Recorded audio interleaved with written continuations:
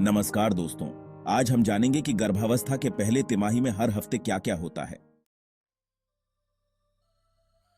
पहले और दूसरे हफ्ते में आपके शिशु की कल्पना हो रही होती है। ओव्यूलेशन के समय अगर शुक्राणु और अंडाणु मिलते हैं तो आपकी गर्भावस्था शुरू हो जाती है। तीसरे हफ्ते में इम्प्लांटेशन होता है। आपका शिशु एक छोटी गेंद की तरह होता है जिसमें सैकड़ों कोशिकाएं होती हैं जो तेजी से विभाजित हो रही होती हैं। ये कोशिकाएं गर्भाशय की परत में धंस रही होती हैं। हार्मोन HCG का उत्पादन हो रहा होता है जो आपकी डिंब ग्रंथि को प्रोजेस्टेरोन का उत्पादन जारी रखने और अंडाणु छोड़ना बंद करने का संकेत देता है। अब अगर आपके मूत्र में पर्याप्त HCG होता है तो आपको पॉजिटिव प्रेगनेंसी टेस्ट मिलेगा।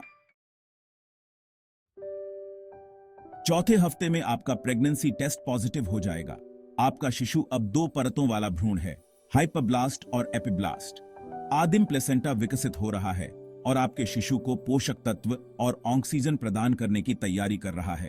एमनियोटिक सैक भी विकसित हो रहा है जो आपके शिशु को बढ़ने में सुरक्षित रखेगा।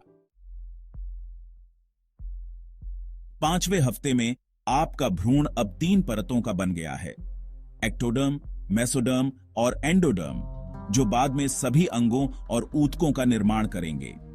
आपको गर्भावस्था के पहले लक्षण महसूस हो सकते हैं जैसे कि स्तनों में दर्द, बार बार पेशाब आना या सुबह की मितली। 6ठे हफ्ते में अल्ट्रासाउंड से आपके शिशु का दिल 160 बार प्रति मिनट धड़कते हुए देखा जा सकता है।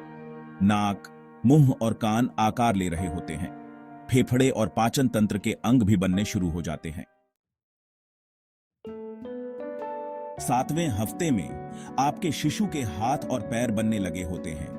पेट, लीवर और अन्न प्रणाली जैसे महत्वपूर्ण अंग बनने शुरू हो जाते हैं। आपकी गर्भाशय का आकार दोगुना हो गया होता है।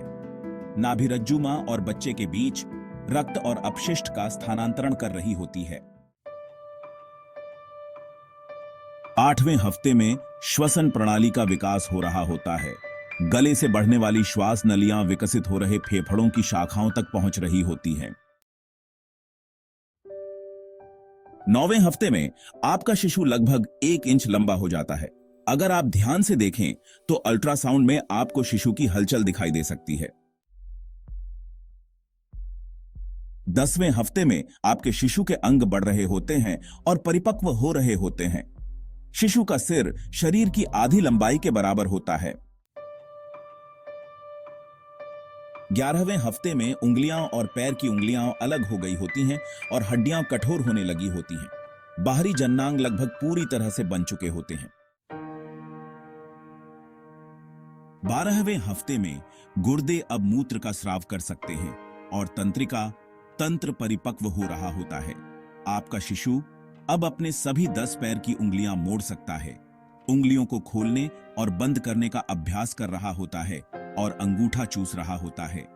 मां का वजन 2 से 5 पाउंड बढ़ चुका होता है।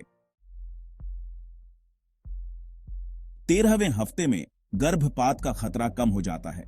आपके शिशु की उंगलियों के निशान अब अद्वितीय हो चुके होते हैं और गुर्दे और मूत्र प्रणाली पूरी तरह कार्यात्मक हो जाते हैं।